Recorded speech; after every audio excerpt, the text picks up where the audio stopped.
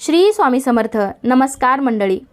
चंद्रग्रहण ही खगोलशास्त्रीय घटना असली तरी ज्योतिषशास्त्रात सुद्धा त्याला अनन्यसाधारण असे महत्त्व आहे. त्याचे चांगले वाईट परिणाम हे माणसावर होतात हे सांगितलं गेलेलं आहे. म्हणूनच आपल्याकडे पूर्वीपासून ग्रहण हे पाळलं जातं.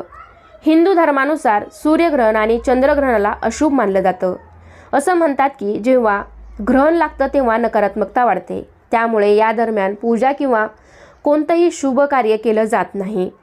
ग्रहणामध्ये सूतक काळावर विशेष लक्ष दिले जाते. या काळात काही नियमांचे पालन करणे खूप महत्त्वाचे आहे. म्हणून या वर्षातील दुसरे चंद्रग्रहण कधी आहे, हे भारतात दिसणार आहे का, तसेच गर्भवती महिलांनी हे ग्रहण पाळावे का, त्याचा सूतक काळ, वेद काळ, अशा बऱ्याच प्रश्नांची उत्तरे तुम्हाला मी या व्हिडिओमध्ये देणार आहे. त्यासाठी व्हिडिओ शेवटपर्यंत पहा. चॅनेलवरती नवीन असाल तर चॅनेलला नक्की सबस्क्राईब करा. लगेच व्हिडिओला सुरुवात करूयात. सर्वात प्रथम पाहूया आपण चंद्रग्रहण म्हणजे काय. जेव्हा सूर्य, पृथ्वी आणि चंद्र एका सरळ रेषेत येतात तेव्हा पृथ्वीमुळे चंद्रापर्यंत सूर्यप्रकाश हा पोहोचत नाही. सोप्या शब्दात सांगायचं झाल्यास पृथ्वीची सावली चंद्रावर पडते. अशा परिस्थितीत आपल्याला चंद्रग्रहण दिसते. ग्रहणादरम्यान चंद्र कधी एकदम काळा दिसतो तर कधी तांबूस दिसतो. 2026 मधील दुसरे आणि शेवटचे चंद्रग्रहण हे 28 ऑगस्ट 2026 रोजी होणार आहे. हे एक खंडग्रास म्हणजेच अंशिक चंद्रग्रहण असेल, ज्यामध्ये चंद्राचा जवळपास 96% भाग हा पृथ्वीच्या सावलीत जाईल व तो तांबूस म्हणजेच ब्लड मूनसारखा दिसेल. भारतीय वेळेनुसार हे ग्रहण कधी दिसणार आहे तर हे ग्रहण 28 ऑगस्ट रोजी सकाळी 8:06 सुरू होईल. या ग्रहणाचा मध्यबिंदू सकाळी 9:43 असेल आणि या ग्रहणाची समाप्ती ही 28 ऑगस्ट रोजी सकाळी 11:22 असणार आहे. तर सर्वात महत्त्वाची गोष्ट म्हणजे बघा, हे चंद्रग्रहण भारतामध्ये दिसणार नाही.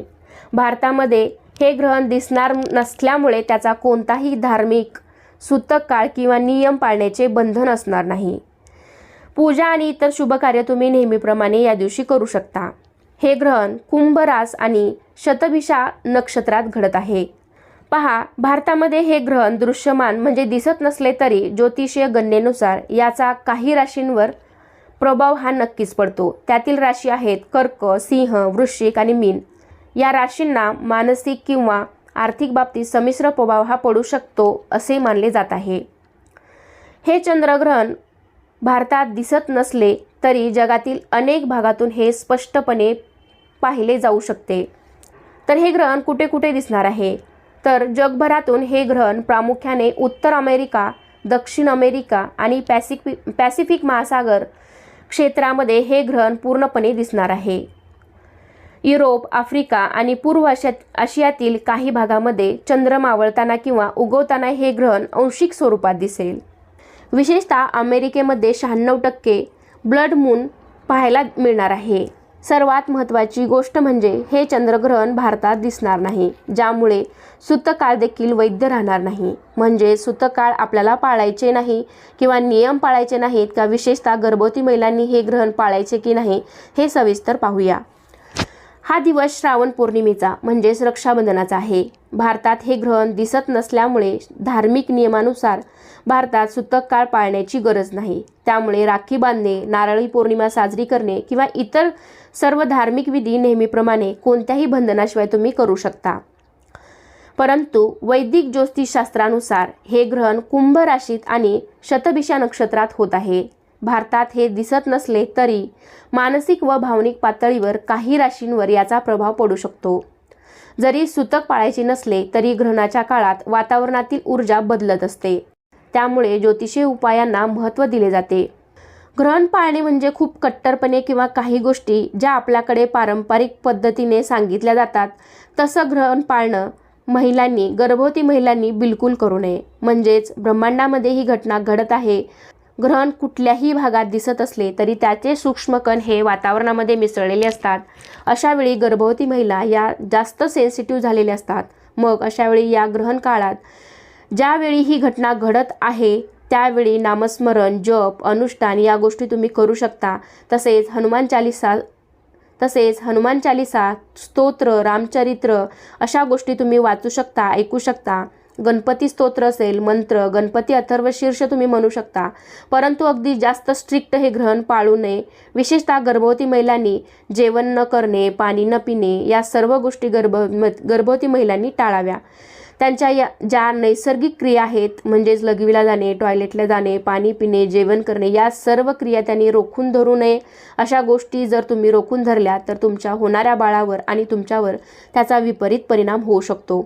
तर या गोष्टी गर्भवती महिलांनी कटाक्षाने टाळाव्यात. ज्योतिषशास्त्रानुसार गर्भवतीने त्यांच्या आरोग्याची काळजी घ्यायला हवी. मन शांत ठेवावं, कारण ब्रह्मांडामध्ये ही घटना घडत आहे. हे ग्रहण कुठल्या तरी भागात दिसत आहे, त्यामुळे त्याचे सूक्ष्मकण हे वातावरणामध्ये मिसळलेले असतात. त्यामुळे त्यांनी त्यांच्या आरोग्याची काळजी घ्यायला हवी. मैत्रिणींनो, ग्रहणाच्या दिवशी राहू आणि केतू या पाप ग्रहांचा प्रभाव वाढतो, ते सक्रिय होतात. चंद्रग्रहण ही खगोलशास्त्रीय घटना असली तरी ज्योतिषशास्त्रातसुद्धा त्याला अनन्यसाधारण असे महत्त्व आहे. त्याचे चांगले वाईट परिणाम हे माणसावर होतात हे सांगितलं गेलेलं आहे. त्यामुळे या काळात निसर्गात होणाऱ्या बदलांचा मनुष्याच्या शरीरावर परिणाम होत असतो. त्यात गर्भवती स्त्रिया या 2 जीवांचा सांभाळ करत असतात. बाह्य स्थितीत त्यांच्या मनावर त्याचा परिणाम होऊ शकतो. म्हणूनच गर्भवती महिलांनी विशेष काळजी घ्यायला हवी असं ज्योतिषशास्त्रात सांगितलं गेलं आहे. हिंदू धर्मामध्ये कुंडलीतील ग्रहांच्या हालचालीवर तुमच्या आयुष्यातील काही महत्त्वाच्या गोष्टी घडत असतात. ज्योतिषशास्त्रानुसार सूर्यग्रहण किंवा चंद्रग्रहण दोन्ही ग्रहणं 12 राशींच्या लोकांवर परिणाम करतात. मैत्रिणींनो, धार्मिक दृष्टिकोनातून ग्रहणाची घटना शुभ मानली जात नाही. जर तुम्ही धार्मिक गोष्टीवर विश्वास ठेवत असाल तर तुम्ही त्याचं पालन नक्कीच करू शकता. असं मानलं जातं की ग्रहणाच्या वेळी काही विशेष गोष्टींची काळजी घेतली तर कुटुंबाच्या आणि व्यक्तीच्या जीवनावर वाईट परिणाम होत नाही. धार्मिक मान्यतेनुसार ग्रहणादरम्यान घराबाहेर पडू नये. विशेषतः गरोदर महिलांनी ग्रहण काळात विशेष काळजी घेणं गरजेचं आहे. ज्योतिषशास्त्रानुसार ग्रहण काळात व्यक्तीच्या आजूबाजूच्या प्रत्येक गोष्टीवर परिणाम होतो, ज्याचा व्यक्तीच्या जीवनावर नक्कीच चांगला किंवा वाईट परिणाम होतो.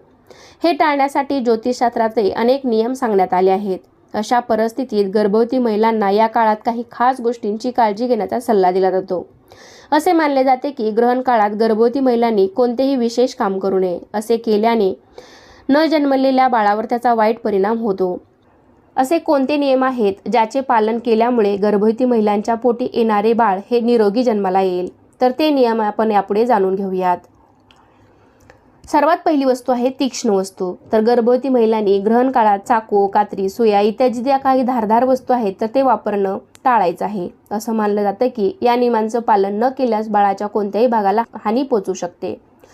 दुसरा नियम असा आहे घराबाहेर पडू नये. गरोदर महिलांनी ग्रहण काळात तयार केलेले अन्न खाऊ नये.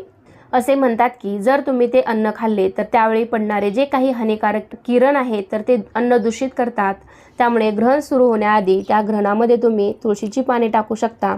ग्रहण संपल्यानंतर ते काढून टाका. असे केल्याने ग्रहणानंतरही अन्न शुद्ध राहते.